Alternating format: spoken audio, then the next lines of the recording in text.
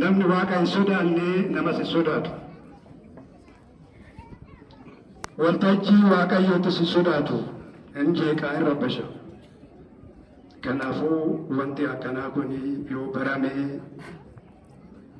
nu balleecha, uummatas hin balleecha, dhalootas hin balleecha, biyyallee hin balleecha. Dhugaan isinitti hima. Sobaa miti kun. Biyyuun midira badaa ta'ee tafa. Namni achi dhaqee tajaajilu hin jiru.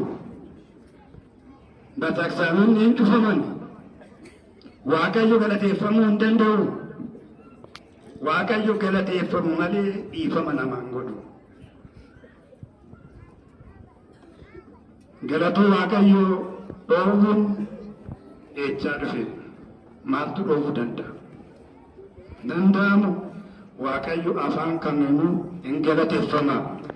Aywaaf ሰማይ ወአሳተ ባህር ይሴብሑኪ ድንግል በማኅበር አባ ሕርያቆስ ሰዓታቲ ተንጀረሙ irratti maal jedhe aywaaf ሰማይ simbirroowwan samiirra jiraattuu fi wa'aasaata bahar qurxummiiwwan garba keessa jiraatan ይሴብሑኪ ድንግል በማኅበር hawaasummaadhaan tokko ta'anii si galateeffatanii yaa durbee Maariyaam jedha saataati.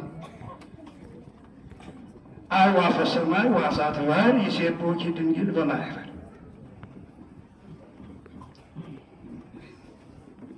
isaan qurxummiiwwan